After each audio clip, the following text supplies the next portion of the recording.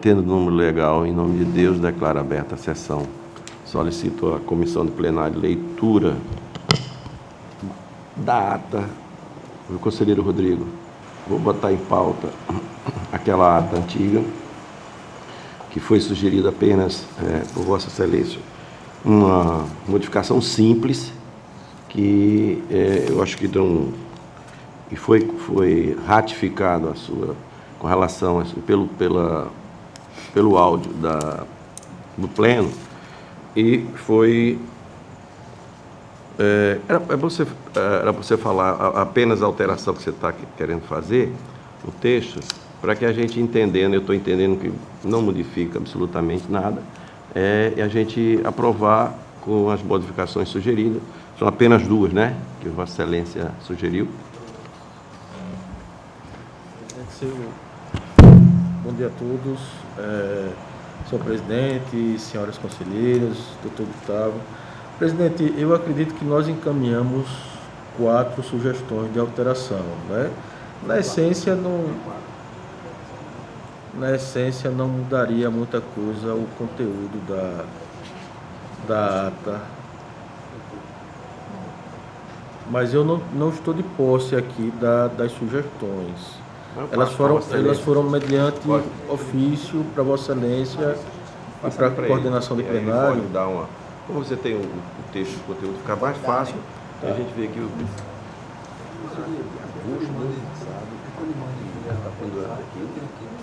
Não, eu vou pedir para facilitar, presidente. Eu vou solicitar a Vossa Excelência que peça a coordenação de plenário para fazer a leitura do original e das sugestões. E também saber se eles concordam com as sugestões, né? 25 de agosto. Como eu sou de conserto errado, eu resolver. Se qualquer questionamento depois, questiona. Tá. Pode ficar Não, deixa eles falarem. Uma discussão aí, para mim,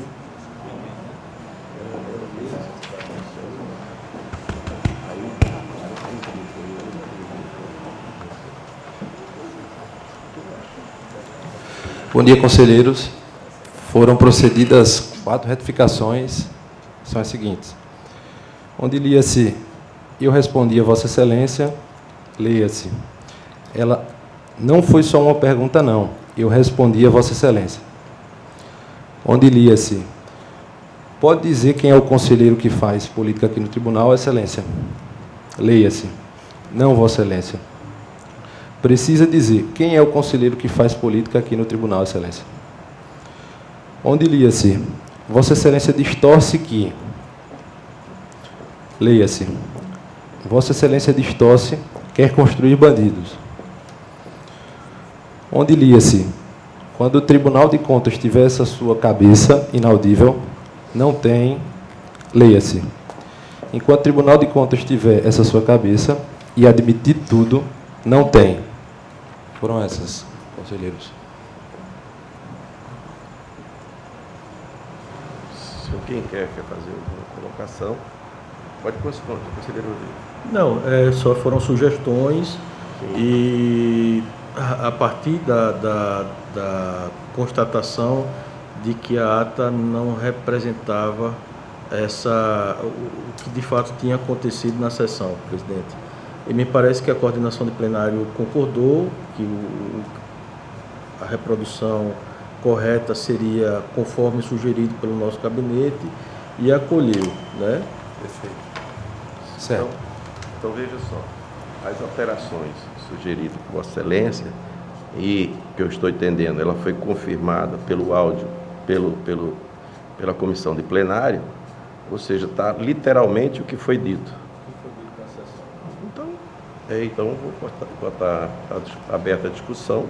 Se não tiver discussão, nós vamos votar pelo que o áudio confirmou e o que está escrito está sendo comprovado pelo áudio. Se alguém quiser fazer alguma colocação, não tendo, eu, conselheira Maria Cleide. Estou de acordo, presidente, apesar de não estar fazendo parte daquela sessão, mas como já vi na íntegra toda a situação da ata, eu estou de acordo. E é importante, por isso que eu estou enfatizando, que se ela está literalmente como está no áudio, não tem outra coisa a não ser acompanhar o que foi dito, que está gravado no áudio. E para que entenda, e qualquer dúvida, o áudio vai comprovar. Então, eu estou de acordo, está aprovada então a ata. Você quer fazer o que? Então, está facultada a palavra às senhoras conselheiras, senhores conselheiros. A ata da sessão. O doutor. Ele tem a ata da sessão. Obrigado.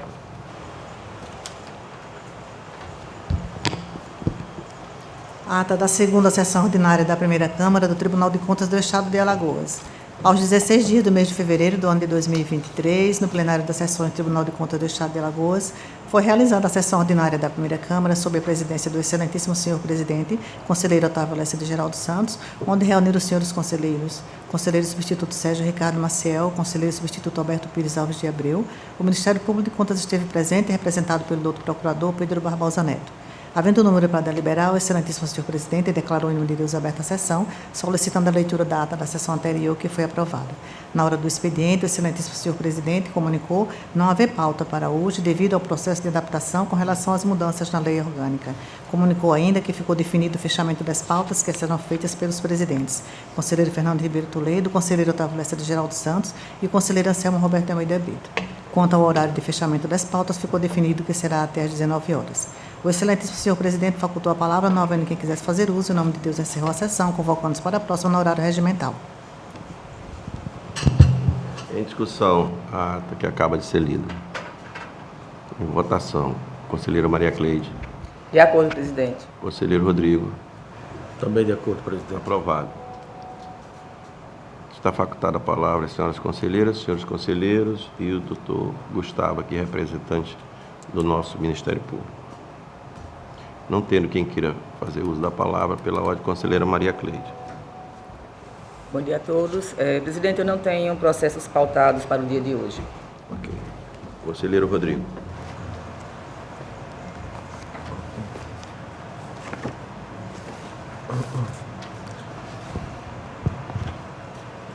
Senhor presidente, senhoras conselheiras, doutor membro do Ministério Público. Senhor presidente, tem um primeiro processo que eu vou trazer para relatar. Agora, esse processo não está pautado. Eu estou trazendo em mesa só para análise da cautelar. Tá? Quando a gente já tem precedentes, entendendo quanto à possibilidade de análise só da cautelar e eventual análise de responsabilização do gestor, a gente deixa para a sessão após a pauta, após ele ser incluído na pauta. Eu achei importante trazê-lo em pauta, pois houve um requerimento da parte do gestor atual que menciona o eventual prejuízo para a municipalidade em razão daquele município estar inscrito no SICONF, impeditivo de transferência voluntária entre o governo federal e o governo municipal. Então, eu vou fazer uma leitura ainda que sucinta, senhor presidente. É o processo TC 8311/2018, que possui como unidade gestora a Prefeitura Municipal de Igaci e como gestor responsável o senhor Oliveiro Torres Piancó. Esse era o gestor à época dos fatos narrados pelo Ministério Público de Contas e que, em suma, se trata de uma representação proposta pelo Ministério Público de Contas em desfavor do prefeito Oliveiro Torres Piancó, por meio da qual apontou irregularidades na disponibilização de informações no portal de transparência daquela prefeitura municipal durante o exercício financeiro de 2018. A representação foi protocolada com base na resolução normativa 05/2016 da ATRICOM. O processo era de relatoria originária de Sua Excelência, presidente da Câmara, Otávio Lessa, que proferiu inicialmente, presidente, um despacho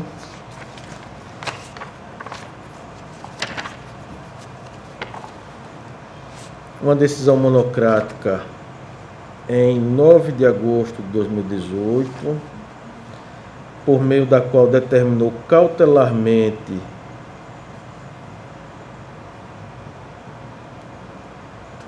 a comunicação do gestor para efetuar comprovação da regularidade das pendências. O gestor compareceu aos autos em 30 de agosto daquele mesmo ano, trazendo justificativas. Os autos foram encaminhados ao Ministério Público de Contas, que em um primeiro momento divergiu das justificativas apresentadas pelo gestor e opinou no sentido de reiterar os pedidos formulados na representação. Na sequência, nós nos tornamos o relator do processo. Ainda no ano de 2019, nós trouxemos os autos para admissibilidade para então segunda Câmara, que proferiu o acórdão de número 2-258/2019 pela admissibilidade da representação e também por determinar o registro da municipalidade no SICONV do Ministério do Planejamento, Orçamento e Gestão, tornando impeditivo para o recebimento das transferências voluntárias do Governo Federal. Ainda na sessão foi determinada a dispensa de tramitação dos autos pela Diretoria de Fiscalização Municipal, visto que o feito se encontrava devidamente instruído, senhor presidente. A municipalidade teve seu registro no SICONV, porém, somente em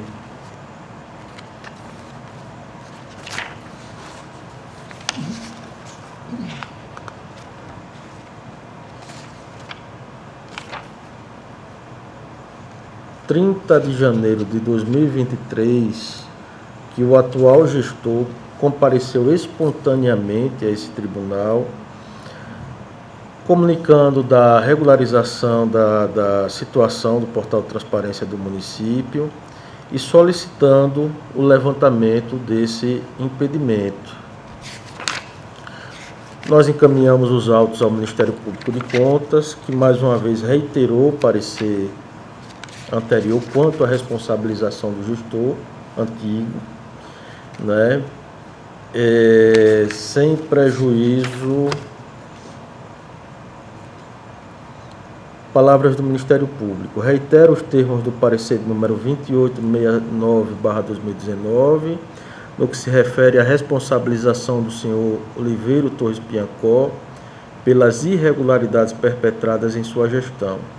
Ademais, esta Procuradoria não se opõe à reanálise da cautelar que determinou a inserção do município nos cadastros do SICONV, sendo realizadas as comunicações necessárias. Eu vou pedir vênia a Vossa Excelência e ao Ministério Público de Contas também, para antecipar meu voto, senhor presidente. Eu estou trazendo o voto quanto a cautelar, no sentido de determinar esse levantamento do impedimento. Nós verificamos que, de fato, houve o cumprimento do portal de transparência por parte da gestão atual, né? Nós estamos trazendo o voto nesse momento por determinar o levantamento do impedimento sem prejuízo da análise de eventual responsabilidade do gestor anterior, que deverá ser feito em sessão após a publicação do feito em pauta. É como estou votando, senhor presidente. Doutor Gustavo. Senhor presidente, senhoras conselheiras, senhor relator.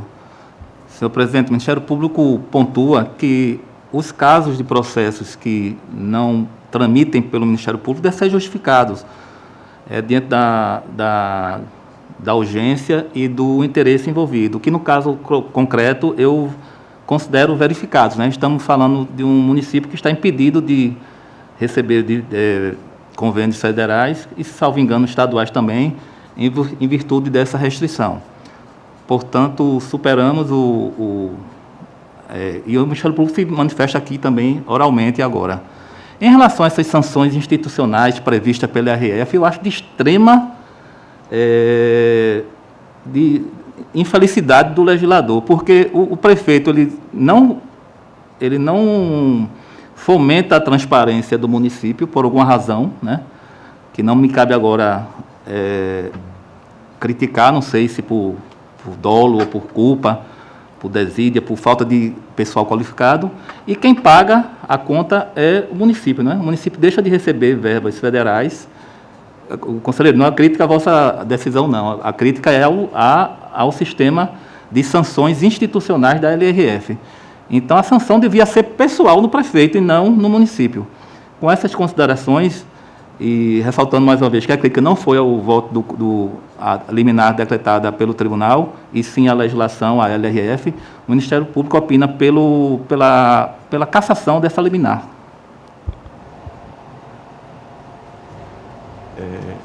Em discussão, quem quer fazer? Se tiver que fazer alguma consideração, presidente, o feito, eu acho que Vossa Excelência não entendeu. Ele passou 3 vezes pelo Ministério Público, né?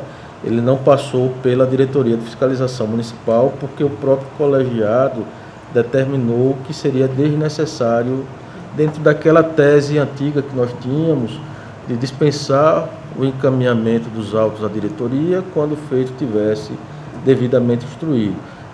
Essa tese foi evoluída pelo nosso gabinete e a partir de uma sugestão do conselheiro Anselmo Roberto, na época, que em um voto dele, eu achei mais moderado, né, mais ponderado, ele determinou o encaminhamento dos autos à diretoria e, se no prazo regimental não fosse elaborado o relatório de auditoria, que fosse feita a devolução para julgamento conforme o estado do processo. Eu acho, nosso gabinete passou então a acolher essa linha de entendimento. Me permite, então, só uma retificação então na minha fala.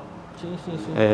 Então, retiro o que eu disse em relação a Vossa Excelência não ter enviado os autos ao Ministério Público e mantenho no tocante a não constar em pauta o processo, porque o processo é relevante, envolve interesse público indisponível, então justifica o que Vossa Excelência trouxe, ou seja, trazer o processo em mesa sem publicação de pauta.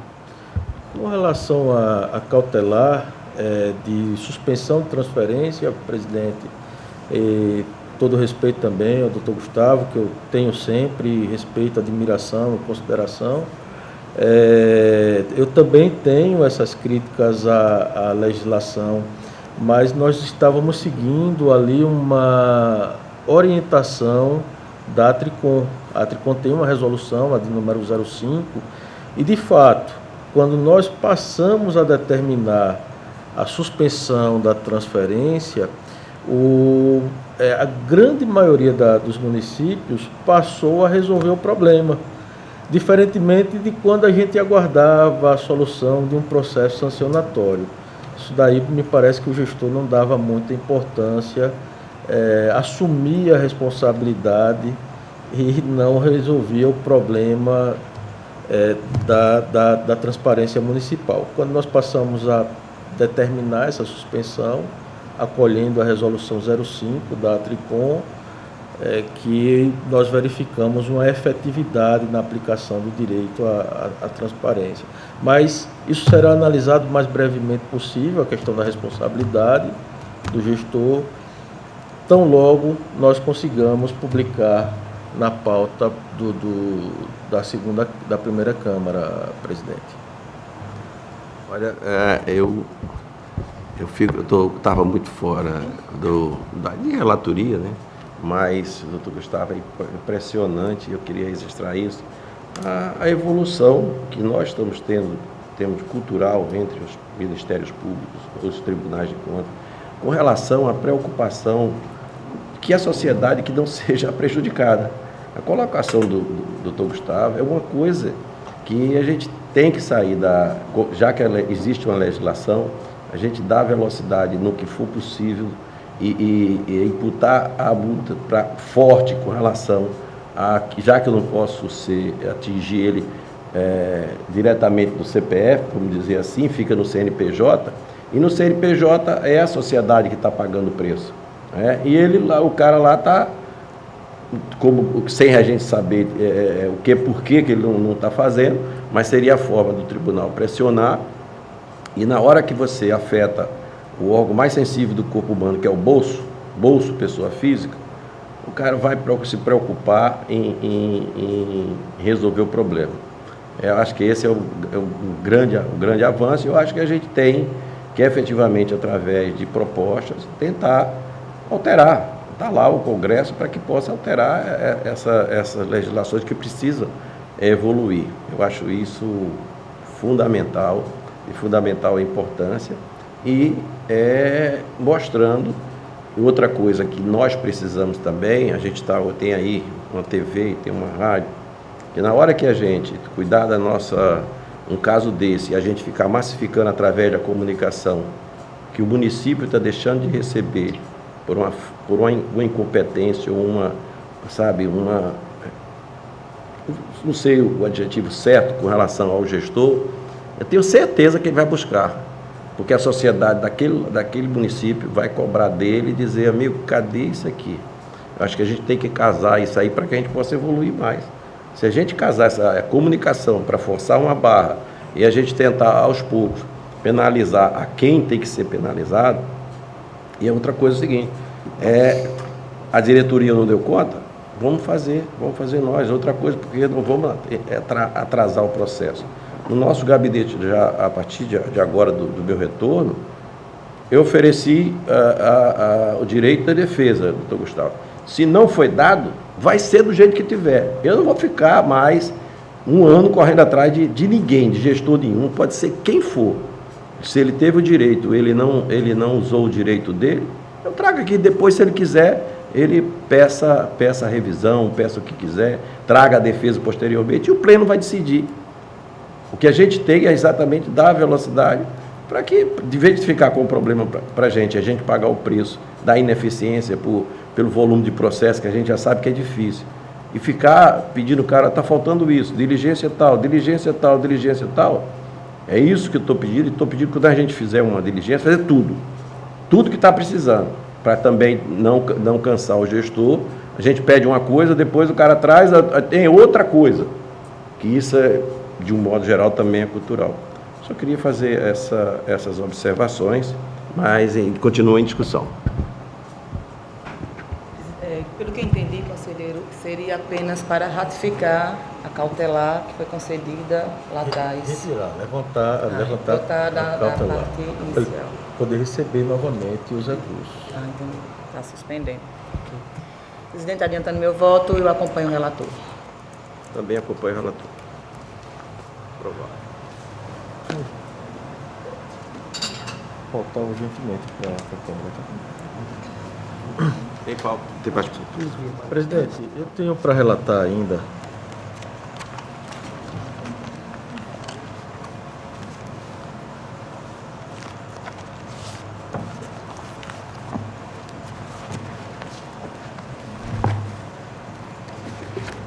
o processo TC 11.390/2018.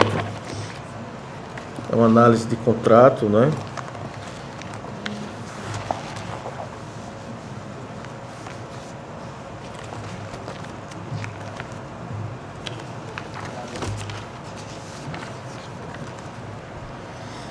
Análise de contrato, uma auditoria de conformidade em contrato, firmado pela Prefeitura Municipal de Traipu com a empresa Tavares e Souza Contabilidade. Fiscalização com base no artigo 1º, inciso 20 e artigo 38 seguintes da Lei Orgânica anterior, Lei Orgânica revogada, combinado com o artigo 6º, inciso 15 e 16 e artigos 131, 133, inciso 1 do nosso regimento interno, ainda não revogado.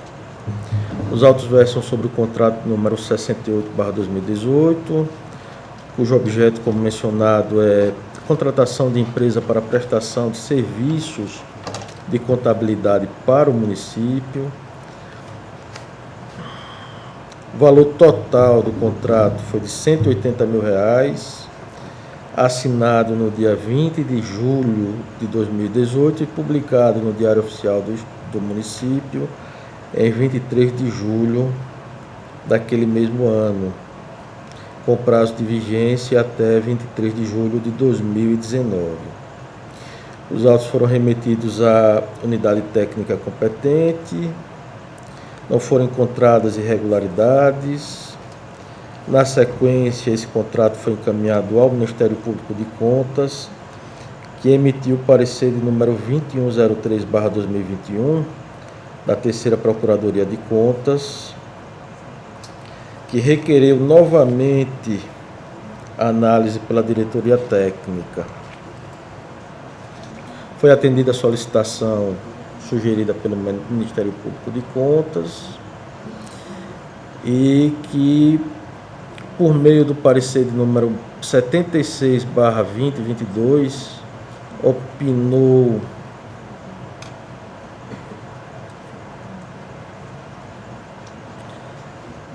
pela realização de novas diligências, no sentido de intimar o responsável para que este apresentasse toda a documentação relativa à execução contratual. No caso, seria a ordem de serviço, entrega, ateste, liquidação, ordem de pagamento, transferências bancárias, etc. Ofícios devidamente expedidos, tanto para o prefeito como para o secretário de controle interno.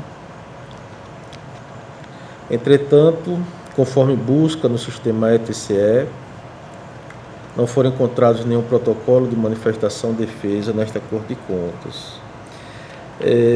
Na sequência, os autos foram encaminhados novamente ao Ministério Público de Contas, que, por meio do parecer de número 3610/2022, opinou pela regularidade do contrato. Esse é o relatório, senhor presidente. Doutor Gustavo. Senhor presidente, o Ministério Público reitera o parecer ofertado nos autos e opinamos pela regularidade. Presidente, de uma forma bem sucinta, nós fundamentamos a razão, a base legal da nossa atuação. Na sequência, nós acolhemos na íntegra o parecer do Ministério Público de Contas e estamos trazendo o processo no sentido de julgar regular o contrato de número 68/2018, firmado entre o município de Traipu e a empresa Tavares e Souza Contabilidade. É como eu estou votando, senhor presidente. Em discussão, o processo relatado. Em votação, conselheira Maria Cleide. Acompanho o relator, presidente. Eu também aprovado. Presidente, eu tenho na sequência dois processos de representação. É o processo de número 12.521/2009 e o processo TC 5094/2011. Ambos os processos têm a pretensão punitiva prescrita. Tá? Nós pautamos esse processo por entender que aquela regra do conhecimento monocrático não se dá prescrição por parte do relator, não se aplicaria apenas com relação aos processos de representação, por conta de uma redação que tem lá, eu acho que no artigo 7º, parágrafo 2º, que diz que os processos de representação deverão ser admitidos pelo colegiado. Só que no parágrafo seguinte, ele menciona mais ou menos assim: ele diz, admitido o processo de representação, esse somente poderá ser arquivado por deliberação do Tribunal de Contas, que nós entendemos que quis o legislador se referir ao mesmo colegiado que admitiu a representação. Porém, esses dois casos daqui, não houve sequer admissibilidade. Então, nós passamos a entender no dia de ontem, através dessa interpretação, que por decisão monocrática do relator, nós poderíamos arquivar. E eu queria levantar essa preliminar para Vossas Excelências, caso Vossas Excelências venham entender que eu posso arquivar monocraticamente esse processo, eu retiraria de pauta para fazer o arquivamento, esse juízo de valor. Senão, eu faço o relato aqui para que a gente possa deliberar sobre o arquivamento ou não. Tá. Senhor presidente, o Ministério Público opina no mesmo sentido do relatório do conselheiro Rodrigo, ou seja, o processo não venceu a etapa de conhecimento, portanto, ele poderia decidir monocraticamente. Mas também é uma faculdade, né? Se o conselheiro quiser trazer, embora a lei diga que ele possa fazer monocraticamente, ele pode, talvez então haja impedimento também para trazer para a deliberação colegiada. A lei fala deverá. Deverá. A lei fala deverá. Pois é, mas... Bom, então, nesse sentido, o Ministério Público opina que Vossa Excelência poderia, sim, deverá decidir monocraticamente. Monocraticamente, né? Na minha opinião, eu também concordo. Se a coisa nem avançou e a gente já sabe que não vai ter, ou seja, ela está morta, já nasceu morto, então vamos simplificar, a gente quer diminuir esse serviço. Exato. Se é uma coisa que eu vou, sabe, você pode ter alguma coisa que realmente pode ser apurada, um negócio que já nasce morto, eu acho que monocraticamente, é minha opinião, já adiantando, seria mais eficiente, mais rápido, e a gente tem certeza de que aquilo nós estamos corrigindo para que a gente no futuro não deixe para escrever. Essa é a minha opinião. Perfeito, concordo também. Da mesma forma, presidente, também entendo dessa forma, até porque não houve nenhuma instrução durante esse período. Então, eu também entendo que vamos fazer monocraticamente. Ok. Eu estou retirando de pauta, senhor presidente, o processo TC 12.521/2009 e o processo TC 5094/2011.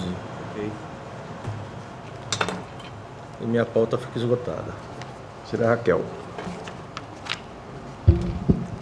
Senhor presidente, senhora conselheira, senhor conselheiro, doutor do Ministério Público de Contas, eu tenho para relatar, senhor presidente, alguns processos de prestações de contas e tenho também um de representação. Vou começar por esse, é o processo TC número 80 de 2020.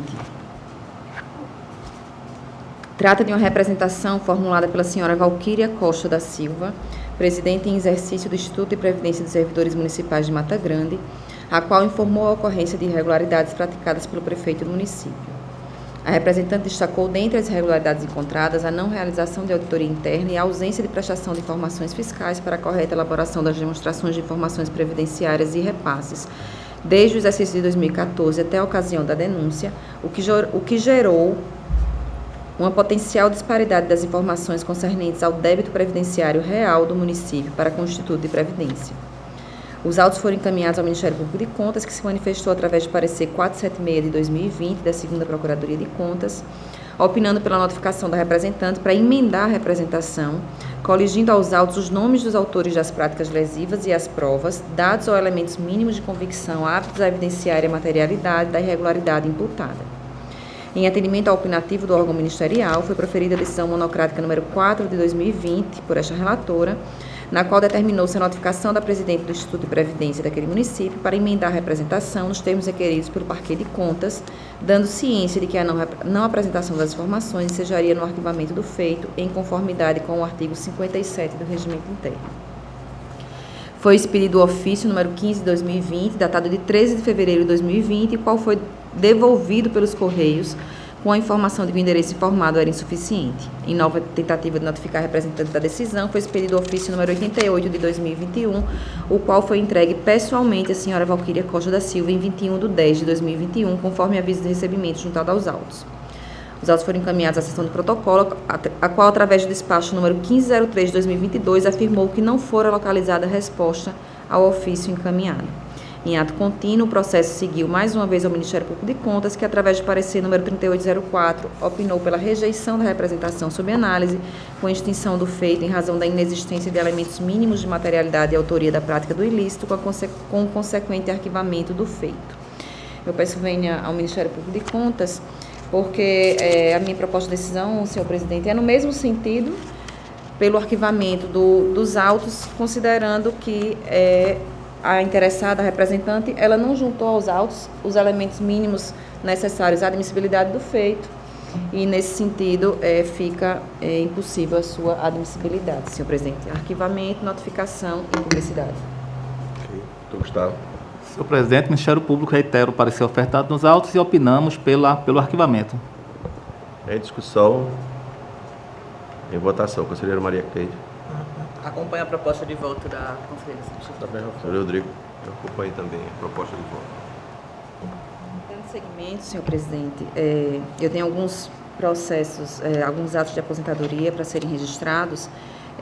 Na outra sessão, eu fazia da seguinte forma, encaminhava, que foi como eu fiz dessa vez, encaminhei ofício aos gabinetes de Vossas Excelências, e aí eu questiono se aqui, nesse colegiado, eu também posso fazer da forma como eu fazia nos anos anteriores, no sentido de apenas colocar o ofício para deliberação, considerando que todos os atos são pelo registro e estão em consonância com os pareceres do Ministério Público e da diretoria.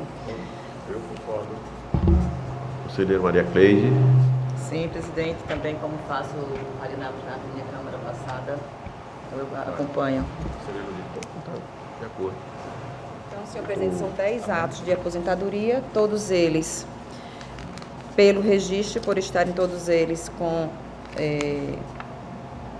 todos os atos legais e estão em consonância com os pareceres da diretoria e do Ministério Público de Contas também no sentido do registro.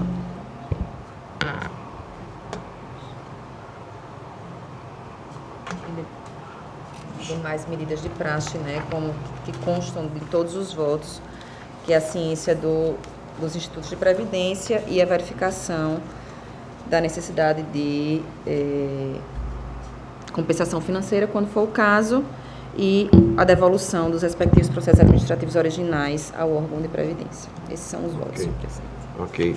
São quantos 11 processos? São 10. 10. 7,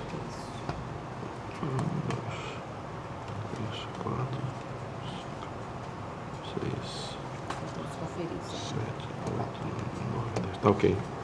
Está ok. Doutor Gustavo quer fazer alguma colocação? Senhor presidente, inclusive essa medida, ela ajuda na economia processual e é utilizada em vários tribunais de contas e também em tribunais judiciários, né, a julgamento em lista. Senhor presidente, o Ministério Público opina pelo registro em todos os atos relatados pela conselheira Raquel. Ok. Em discussão, em votação, conselheira Maria Cleide. De acordo, presidente. De acordo, conselheira Raquel. Aprovados. Fica extinta, então, minha pauta, senhor presidente.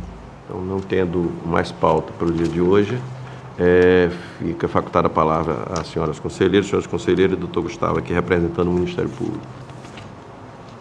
Não tendo mais pauta e ninguém querendo fazer uso da palavra, já queria deixar que a semana que vem eu não estarei aqui.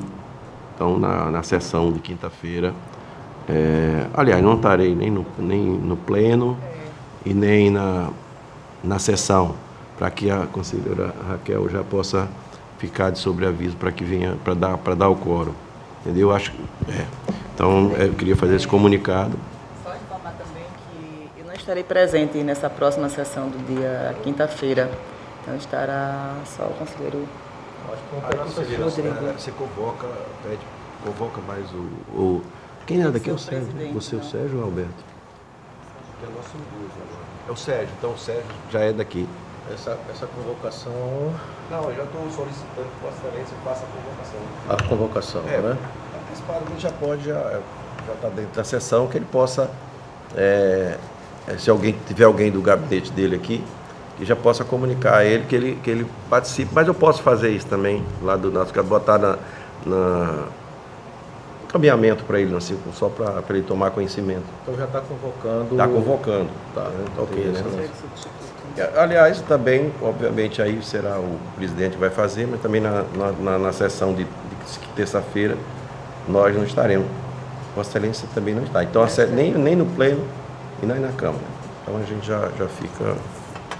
Então, em nome de Deus, declaro encerrada a sessão, convocando com a nossa presença só na próxima terça-feira.